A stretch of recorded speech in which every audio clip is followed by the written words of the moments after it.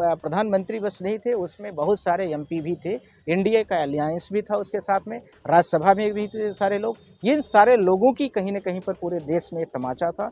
पूरे देश की तरफ से सुप्रीम कोर्ट की तरफ से जो जजमेंट पास किया गया, उसकी तरफ से कंप्लीट तरीके से इनवैलिड, इनरेगुलराइज्ड, अनकॉन्स्टिट्यूशनल ये सारी चीज़ें की गई हैं, जिसको सुप्रीम कोर्ट ने यह साबित किया है कि गैर संवैधानिक तरीके से बिना डिबेट किए, बिना डिस्कशन के, बिना जेपीसीसी के जांचों के मांगों को, बिना मतलब कुछ भी आप ओपन हियरिंग के ये सारी चीज़ों को किया है, जो इन चीज़ों पर गलत है। और उसको कोर्ट ने जो इंटरिम रिलीफ हम लोगों के लिए बोला था, उस इंटरिम रिलीफ के बारे में कोर्ट ने अलाउ किया। पहली बात तो मैं आपके माध्यम से सबको, पूरे न्यूज़ चैनल माध्यम से सबको थैंक यू बोलना चाहता हूँ। और आपको यह भी जानने की ज़रूरत है कि 3 आइटम लगे थे मेन। 1501 जो जिसमें ऑर्डर डिस्पोज़ किया गया है, दूसरा 1502 और तीसरा हमारा आइटम था 1503, ठीक है? 1503। अब उसके साथ में बहुत सारी एप्लीकेशंस आई है, इंटरवेंशन लगती हैं, उसको हम लोग अलग तौर पर करते हैं। अब मैं आ रहा हूँ कम टू द पॉइंट। आज के मैटर में मेन चीज़ें जो थी, वो सुप्रीम कोर्ट ने आज honourable chief justice of India और जस्टिस मसीह साहब ने जो जजमेंट दिया है, उससे भारत देश की जनता जनार्दन के साथ में भारत देश की डेमोक्रेसी का जो स्ट्रक्चर है, खासकर प्रेम्बल्स में जो चीज़ें लिखी गई हैं, भारत देश में समाजवाद और ये सब सेकुलरिज्म होना चाहिए, उसको उन्होंने दिखाने की भरसक कोशिश किया है। जहाँ वक्फ बोर्ड की स्थापना के बारे में बात करूँ, इसकी शुरुआती कहानी बहुत लंबी चौड़ी है, उसमें मैं ज़्यादा जाना नहीं चाहता, क्योंकि ये 29 से शुरुआत होगी, फिर 39 पर आएगा, फिर भारत देश आज़ाद होगा, फिर इसके 1954 आएगा, फिर 1964 7 64 68 3 नए बिल आते हैं। पर यहाँ की जो भी चीज़ें हो रही 2024 से शुरू हो रही, 2013 में थोड़ा सा संशोधन किया गया। पर सबसे बड़ा सवाल जो कम टू द पॉइंट है, जो आज कोर्ट के लिए, हम सब के लिए जो बड़ा मतलब मिसाल के तौर पर था, वो ये रहा कि ये अपनी पिटिशंस चल रही थी, इसमें हम लोगों ने इंटरिम रिलीफ भी मांगी थी। इंटरिम रिलीफ में कई सारी चीज़ें थी, कुछ कोर्ट ने हम लोगों की बातों को लगभग मान लिया, तो ऐसा कह सकते हैं कि क्या-क्या माना है और क्या-क्या हमारी चीज़ों को उन्होंने पोस्टपोन्ड कर दिया, जो आपके प्रश्न में भी वो शामिल है।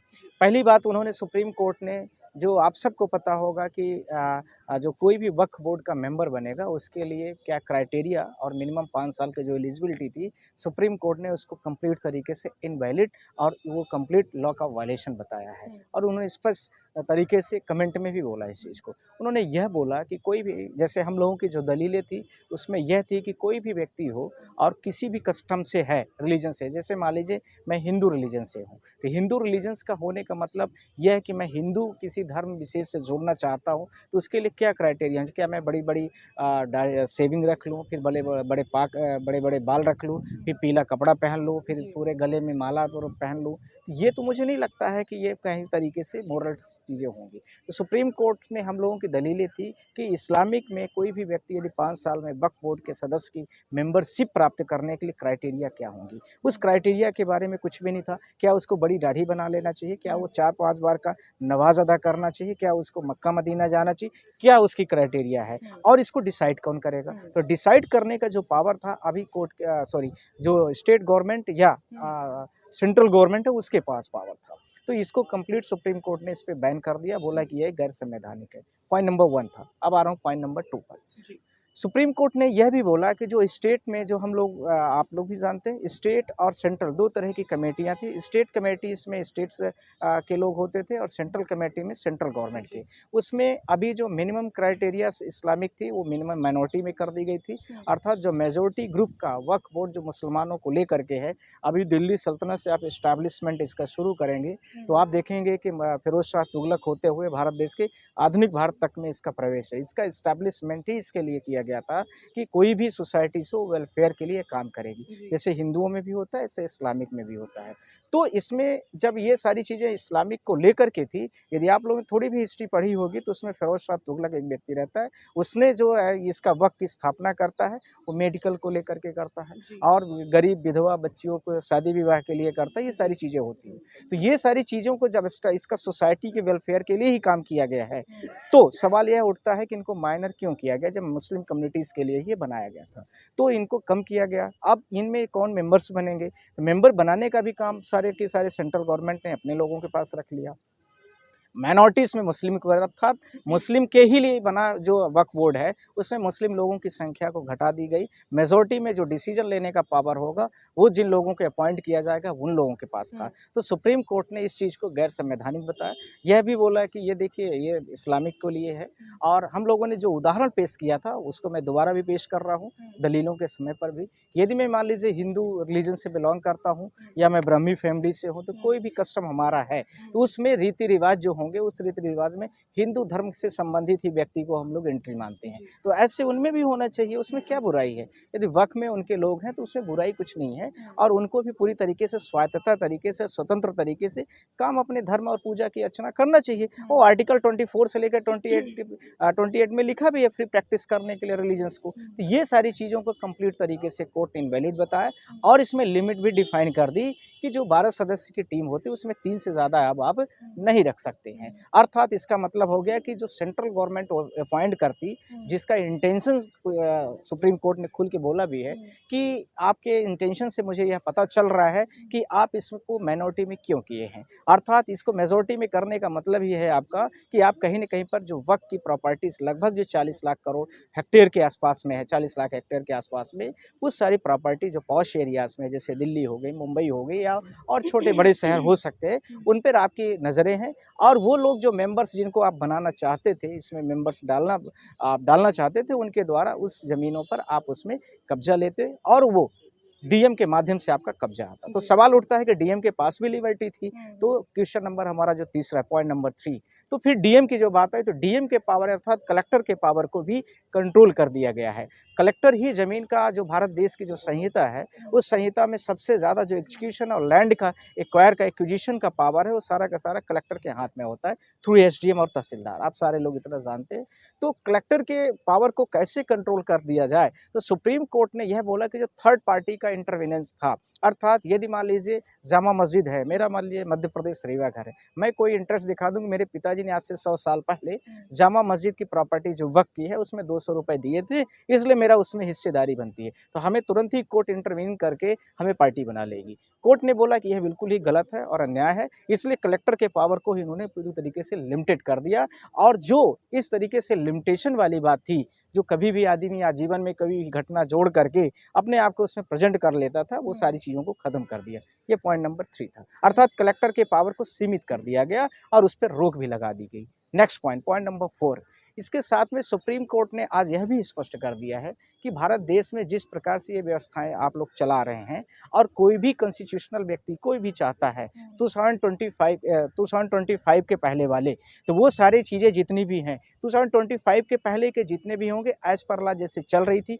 वैसे ही चलेंगी। पर इसके साथ में सवाल उठता है कि 2025 के बाद, अर्थात जो वक्फ बिल आ गया उसके बाद से जो चीज़ें घटनाएं घटेंगी, वो आदमी जो नया जजमेंट आएगा उसके अकॉर्डिंगली एज पर लॉ को चलाया जाएगा। अब सवाल उठता है कि इसके पहले के क्या एक्ट थे। तो अभी कोई भी व्यक्ति का यदि वक्फ को लेकर के कोई भी गड़बड़ियाँ होती हैं, कॉन्स्टिट्यूशनली कुछ प्रॉब्लम आती है, लीगलिटीज़ में आती है, तो वो सारी चीज़ों को लेकर के वो ट्रिब्यूनल कोर्ट में चैलेंज कर लेता था। ट्रिब्यूनल की मैं बात करूँ तो ये समझ लेना कलेक्टर, कमिश्नर और सारी जो होती हैं छोटी-छोटी। अब इसके बाद में सुप्रीम कोर्ट ने नया रास्ता भी दे दिया है, था पहले भी, और उसमें मोहर भी लगा दी कि अब आप लोग सुप्रीम कोर्ट और हाई कोर्ट का भी दरवाज़ा उस प्रॉपर्टीज़ को लेकर के मतलब खटखटा सकते हैं। साथ ही साथ में जो 40,000 हेक्टेयर ज़मीनों की मैंने आपसे बात की है, आपको पता होगा कि पिछले जब ये जून के पहले जब ये मैटर हम लोगों का लिस्ट हुआ था, तब भी हमारे जो सॉलिसिटर जनरल थे तुषार मेहता जी ने, उन्होंने उस समय पर भी बोला था कि हम इस प्रॉपर्टीज़ में अभी कुछ भी डिनोटिफाइड करने के लिए मूड में नहीं है, जितना है उतना रहेगा। तो कोर्ट ने अभी इस चीज़ को फिर से, जब तक टिल फाइनल हियरिंग मतलब फाइनल जजमेंट नहीं आ जाएगा, तब तक के लिए फिर से उसमें जो है तो रोक लगा दी है। अर्थात जो ज़मीनें जहाँ पर यथास्थिति पर थी, उन्हीं के उसी के आधार पर अभी भी वो बनी रहेंगी, और उसी भी व्यक्ति के उसी एज पर लॉ पर चलती रहेंगी, उसी के कस्टम के अकॉर्डिंगली पर। ये सारी चीज़ों के साथ में सुप्रीम कोर्ट ने एक दो चीज़ों पर यह भी बोला कि जैसे हम लोगों ने बोला कि वक्फ बिल जो है इसको पूरी तरीके से अनकॉन्स्टिट्यूशनल है, इसको आपको ख़त्म करना चाहिए। तो उन्होंने इस चीज़ को थोड़ा सा बोला कि देखिए ऐसा है कि कोई भी चीज़ हो सारी तरीके से थोड़ा सा तो उसको देखने की ज़रूरत होती है, और कोई भी लॉ आए तो पूरी तरीके से ख़त्म भी नहीं किया जा सकता है। तो उन्होंने बोला कि जो उसमें गड़बड़ियाँ हैं, उन गड़बड़ियों को सुधारा जाए और उसको और अच्छा किया जाए, ठीक किया जाए। तो जिसमें सेक्शंस 3 और 4 थे, उसको लेकर के हम लोग ज़्यादा उसमें बातचीत कर रहे थे। सुप्रीम कोर्ट ने बोला कि फाइनल जजमेंट होने में जब आएगा जजमेंट और जब उसकी डेट होगी तो उसमें हम अच्छा करेंगे और उसके लिए चीज़ों को बढ़ाया जाएगा। इस चीज़ों को साथ में लेकर के जहाँ पर 300 लगभग एमपीज़ का प्रेजेंटेशन में इस बिल को जब पास किया गया था, आपको पता है अप्रैल में 4 अप्रैल को, तो वो प्रधानमंत्री बस नहीं थे, उसमें बहुत सारे एमपी भी थे, एनडीए का अलायंस भी था उसके साथ में, राज्यसभा में भी थे सारे लोग। इन सारे लोगों की कहीं न कहीं पर पूरे देश में तमाचा था। पूरे देश की तरफ से सुप्रीम कोर्ट की तरफ से जो जजमेंट पास किया गया, उसकी तरफ से कंप्लीट तरीके से इनवैलिड, इनरेगुलराइज़, अनकॉन्स्टिट्यूशनल ये सारी चीज़ें की गई हैं। जिसको सुप्रीम कोर्ट ने ये साबित किया है कि गैर संवैधानिक तरीके से बिना डिबेट किए, बिना डिस्कशन के, बिना जेपीसीसी के जांचों के मांगों को, बिना मतलब कुछ भी आप ओपन हियरिंग के, ये सारी चीज़ों को किया है, जो इन चीज़ों पर गलत है। और उसको कोर्ट ने जो इंटरिम रिलीफ हम लोगों के लिए बोला था, उस इंटरिम रिलीफ के बारे में कोर्ट ने अलाउ किया। और इसके साथ में जो बाकी की चीज़ें हैं, वो फाइनल जजमेंट में जो होंगी, उसके बारे में हम आप सबसे फिर चर्चा करेंगे और फिर उसमें बात करेंगे। नकवी है, उन्होंने कहा कि जो लोग ये विरोध कर रहे हैं वो कुछ और नहीं है, लूट की लीगल छूट चाहते हैं, वही कर रहे हैं, लूट की लीगल छूट। देखिए, कोई व्यक्ति विशेष की बात है, भारत देश एक डेमोक्रेटिक कंट्री है, हो सकता है कि उनको वक्फ बोर्ड की ज़मीनों से उनको कहीं दिक्कत हो रही होगी। जैसे कोई भी हम लोग पक्ष लड़ते हैं तो इसमें सरकार एक पक्ष थी, एक पक्ष हम लोग थे, तो बहुत सारी चीज़ें होती हैं और उन चीज़ों में से कोई व्यक्ति कहीं संतुष्ट होता है किसी अदालत में, अभी उनके फेवर में कुछ निर्णय आ जाएंगे तो अच्छा बोलने लगेंगे। तो ये कुछ लोगों के बारे में ज़्यादा डिबेट का पॉइंट नहीं है, ये कॉन्स्टिट्यूशनल मैटर है। भारत देश 140 करोड़ की आबादी है, 140 करोड़ से मोर देन जो आबादी है, उसमें कुछ लोग अच्छा भी बोलेंगे, कुछ खराब भी बोलेंगे। जब भारत देश का संविधान आपको पता है कि जब आया था नवंबर 1949 में और जब एग्जीक्यूट हुआ था 26 जनवरी 1950 में, तो कितने लोगों ने इसका विरोध किया था। बहुत सारे, हर नियम कानून में नई चीज़ें आती हैं। और जब पहला अमेंडमेंट हुआ था 1951 में संविधान का, आप सबको पता है, तो उसमें कितनी सारी चीज़ें विरोध की गई थी। तो ये सब होता रहता है, देश के हित में जो निर्णय हो उसके लिए हम लोग खड़े हैं। गलत नहीं होना चाहिए, चाहे कोई भी पक्ष हो, चाहे इस्लाम हो, चाहे हिंदू हो, चाहे मुस्लिम, चाहे क्रिश्चियन हो, चाहे पारसी हो, हम सबकी जिम्मेदारी है और उसमें आप लोग भी उसमें अभिनंग हैं और उसके रूप में आप लोग बेबाकी से दिखाते भी हैं सारी चीज़ों को, और इसलिए मैं आप लोगों को शुक्रगुजार भी हूँ।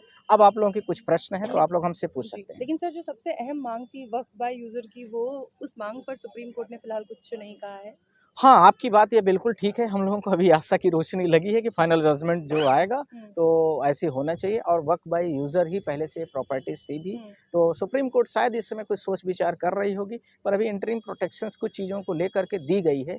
उस चैन को रोक लगा दिया है, जिस चैन के माध्यम से भारत देश की मैक्सिमम प्रॉपर्टी जो वक्फ की थी, वो थ्रू कलेक्टर, जिसके पास यह पूरा पावर था कि ज़मीन की सुनवाई करते समय स्टे, यदि ज़मीन की सुनवाई चल रहा है तो जो व्यक्ति पक्षकार है उसके पास पोजीशन रहेगा। यानी मैं विपक्ष की पार्टी हूँ तो वो उसमें मेरा कब्जा भी हो जाएगा और हम तब तक उसमें जब तक कोई फर्दर स्टे नहीं आ जाता है या जब तक फाइनल हियरिंग नहीं हो जाती तब तक उसके पास कब्जा बना रहेगा। तो उन चीज़ों पर तो रोक लग गई। नहीं तो कहीं कहीं इसी चीज़ को मैं नहीं तो जैसे मान लीजिए आप किसी पार्टी, किसी की प्रॉपर्टी डिस्प्यूट प्रॉपर्टी, आप पक्षकार बन गई, अब आपको मौका मिल गया, अब आप काहे के लिए 20 साल 10 साल चाहेंगे कि जल्दी निर्णय आ जाए, आप तो और लिंगर ऑन करेंगी।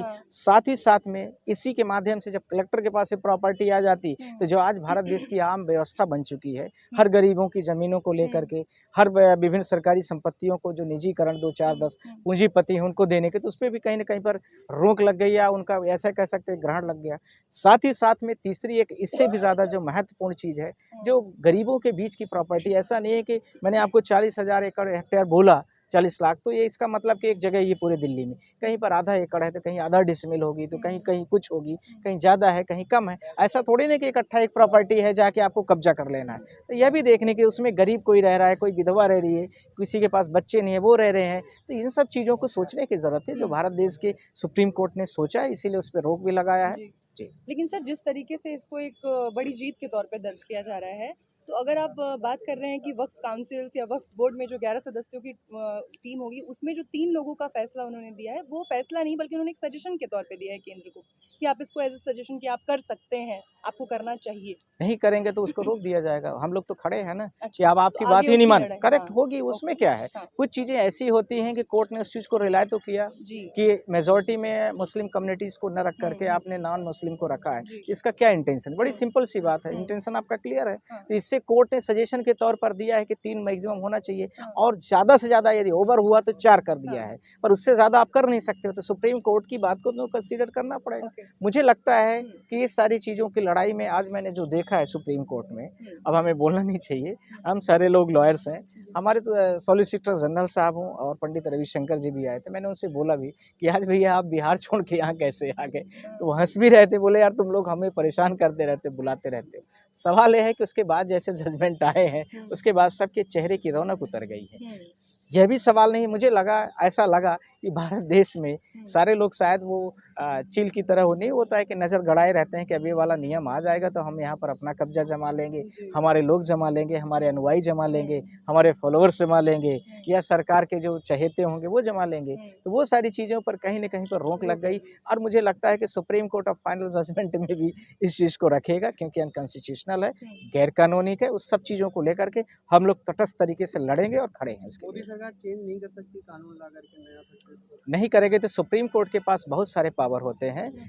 इवन तो मैं इतना तक कहना चाहता हूं कि केशवानंद भारती का जो जजमेंट है वो भी कहता है पूरी तरीके से कि यदि कोई भी संवैधानिक तंत्र, भारत देश के संविधान का जो स्ट्रक्चर है, यदि स्ट्रक्चर की मैंने बात किया है तो ध्यान रखना है कि जो बेसिक स्ट्रक्चर में है, पार्लियामेंट हो गई, साथ में इसके हमारा supreme court of India, election commission of India, इनके कुछ कामों में यदि कुछ भी गड़बड़ियाँ आती हैं तो आपके पास में पूरा आपके पास में जो है ये पूरे पावर्स होंगे कि आप उसको अनकॉन्स्टिट्यूशनल कर दें, आप उसकी प्रस्तावना को जो है तो पूरी तरीके से ख़त्म कर दें, उन चीज़ों को हटा दें, रिमूव कर दें। ये सारी चीज़ों को लेकर के जो वो सुप्रीम कोर्ट ने आज बोला है, उस सुप्रीम कोर्ट की उस चीज़ में हम लोग साथ में खड़े हैं। पर यदि कहीं सरकार जिन चीज़ों को सजेशन दिया गया है नहीं मानती है, तो उसको नहीं मानती है तो हम लोग उसके लिए फिर से सुप्रीम कोर्ट में एप्लीकेशन मूव करेंगे कि आपके सजेशन को इन्होंने नहीं फॉलो किया है, अब आप इसमें फॉलो जो है तो पूरा एग्जीक्यूशन ऑर्डर जारी करिए कि इसको फॉलो किया जाए। तो वो सारी चीज़ें होंगी, और उसमें जो हमने आपको 5 पॉइंटों को किया है, उन 5 पॉइंटों के बारे में जो प्रैक्टिशनर की बात थी वो सारी चीज़ें हो गई हैं। ये हमारे लोगों के लिए एक बड़ी जीत है, उसको हम लोग करेंगे। सर, अगली तारीख क्या है आप लोगों के लिए, और अगली तारीख पर क्या अहम मुद्दे होंगे जिसे आप रखेंगे कोर्ट के सामने? अभी तो ये जजमेंट थोड़ा लिंगर ऑन था, काफ़ी बड़ा है, आप जानती हैं, क्योंकि 10:30 बजे से लेकर के 11:15 बजे तक प्रोनाउंस हुआ है, तो थोड़ा बड़ा जजमेंट है। अभी सारी कॉपी हम लोगों के पास आ जाएगी 11 तक में, और अपलोड भी हो जाएगी, तो उसके बाद हम फिर से एक बार बैठ के सारे हम लोग बात कर लेंगे, और अगली हम लोगों की प्लानिंग कैसी रहेगी उसके बारे में हम लोग भी बात करेंगे, और अच्छे से हम लोग इसमें आप लोग अच्छे से इसको कवरेज दीजिए, और सारे देश की जनता के लिए जो भी चीज़ें अच्छा करिए। थैंक यू आप सबको। खबरों में बने रहने के लिए फोरम 4 को सब्सक्राइब करें और नोटिफिकेशन पाने के लिए बेल आइकन दबाएं।